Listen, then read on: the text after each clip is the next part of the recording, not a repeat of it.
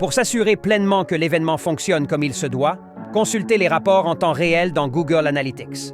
Après avoir cliqué sur le lien du haut, l'événement est visible dans la section Events Count. Bienvenue dans ce guide très pratique où je vais vous montrer comment surveiller efficacement l'engagement de votre site Web afin d'augmenter au final ses conversions cruciales. Commencez par lancer les outils de développement de Chrome. Choisissez l'outil qui vous permet d'accéder aux éléments de votre site. Placez votre curseur sur le composant que vous souhaitez surveiller. L'onglet « Éléments » révélera le code HTML de votre page, la structure sous-jacente de votre page Web. Dans ce code, cherchez la portion mise en évidence entre les symboles supérieurs et inférieurs représentant la balise de votre composant. Tandis qu'une balise span est actuellement sélectionnée dans notre cas, nous cherchons une balise A englobant notre élément. Faites un clic droit sur cette balise A, sélectionnez Copy et dans le menu déroulant, choisissez Copy Selector. Cela représente notre sélecteur CSS, essentiellement l'adresse de l'élément dans la page Web. Vérifiez l'exactitude de ce sélecteur CSS car nous voulons éviter des situations similaires à l'envoi de colis à la mauvaise adresse.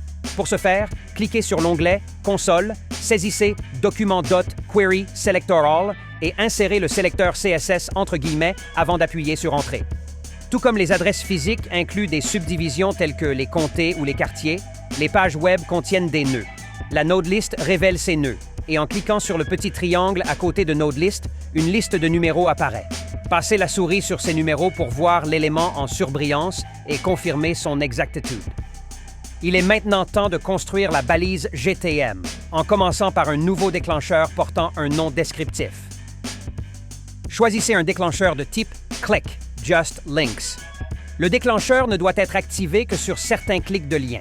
Réglez la condition sur Click Matches CSS Selector avec le sélecteur CSS identifié à l'aide des outils de développement de Chrome.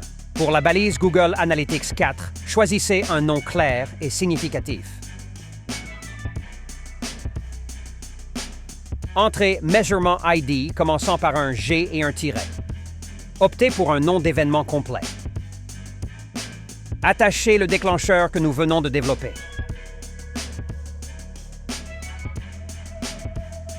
Prévisualisez la balise en appuyant sur le lien Preview. Entrez l'URL de votre page Web dans le champ URL de Tag Assistant et cliquez sur Connect pour afficher la page. Cliquez maintenant sur le lien pour le suivi et passez à l'onglet Assistant de balise. Sur la gauche, vous pouvez repérer l'événement Link Click et observer que la balise récemment créée est active. En sélectionnant la balise dans la liste, tous les détails de l'événement peuvent être inspectés pour garantir leur exactitude. La dernière étape est de publier le conteneur en cliquant sur Submit. Entrez un nom suffisamment détaillé pour les changements et cliquez sur Publish. Pour s'assurer pleinement que l'événement fonctionne comme il se doit, consultez les rapports en temps réel dans Google Analytics. Après avoir cliqué sur le lien du haut, l'événement est visible dans la section Events Count. Et voilà, c'est ainsi que vous établissez un événement de clic de lien dans GA. Pour savoir comment surveiller une liste de liens, reportez-vous au tutoriel vidéo suivant.